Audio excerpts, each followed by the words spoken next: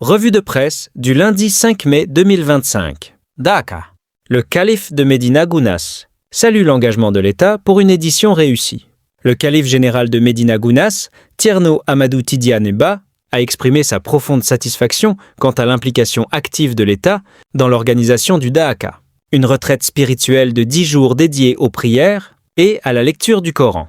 S'exprimant par la voix de son frère lors de la cérémonie officielle, le guide religieux a salué le rôle des services déconcentrés de l'État en présence du Premier ministre Ousmane Sonko, chef de la délégation gouvernementale. Il a également formulé des prières pour la paix au Sénégal et au-delà, tout en appelant les autorités à accompagner les pèlerins dans leur retour. Prenant la parole, le Premier ministre a affirmé que l'État avait pleinement assumé ses responsabilités pour garantir le bon déroulement de cette édition.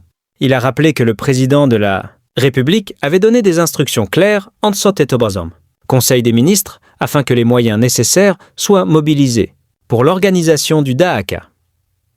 Cet engagement des autorités renforce, selon lui, la tradition sénégalaise de soutien aux grands événements religieux, porteurs de cohésion nationale et d'influence spirituelle régionale.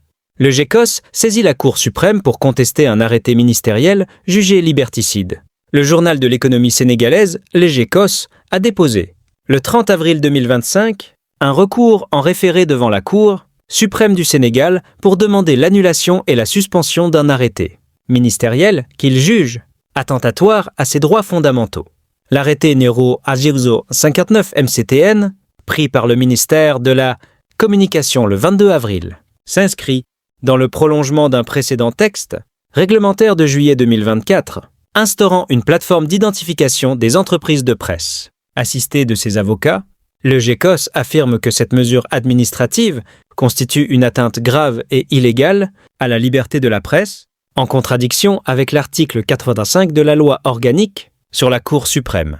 Dans sa requête, le journal a fourni plusieurs documents justificatifs pour soutenir sa légitimité en tant qu'entreprise de presse, dont des pièces fiscales et administratives, ainsi qu'un procès-verbal de notification adressé à l'agent judiciaire de l'État.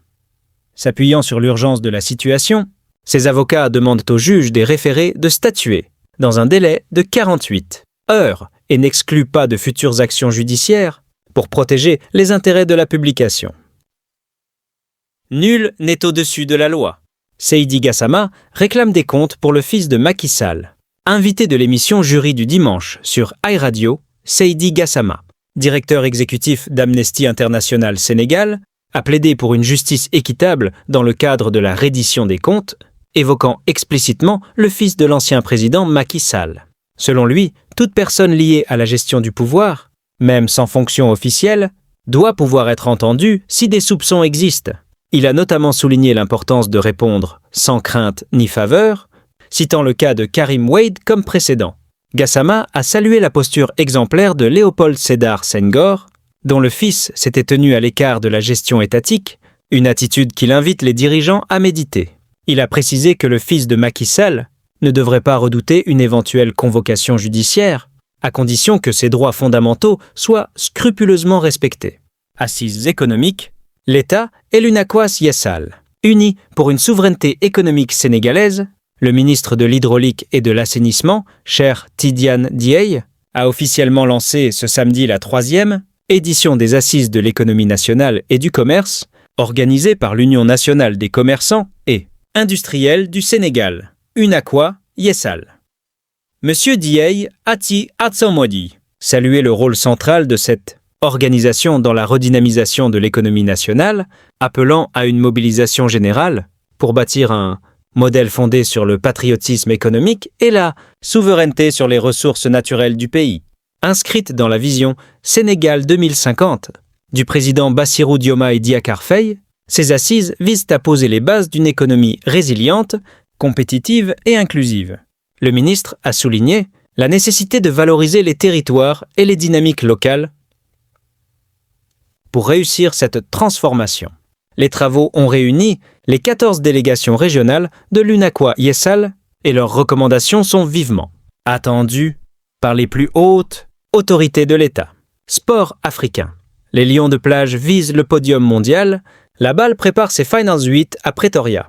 l'équipe nationale sénégalaise de beach soccer a brillamment validé son ticket pour les quarts de finale de la Coupe du Monde aux Seychelles après 2 victoires. Convaincantes face à l'Espagne, 4-1, puis Tahiti, 6-3. Menés 3-1 face aux Tahitiens, les Lions de plage ont démontré leur résilience grâce à des doublés de Mamadou Sylla et Mamadou Diagne et des buts de Seydina Gadiaga et Ousseynou Faye.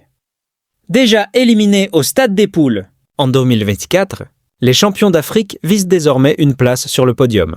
Le sélectionneur Oumar Ngala, Sylla s'est félicité de la force mentale de ses joueurs et de leur engagement physique, tout en appelant à rester vigilant avant le dernier match de poule contre le Chili. Sur les parquets du Dakar Arena, la conférence Sahara de la basketball, Africa League, BAL, a vu l'Union sportive monastirienne, Tunisie, et Petro de Luanda, Angola, décrocher leur qualification pour les Finals 8 de la compétition.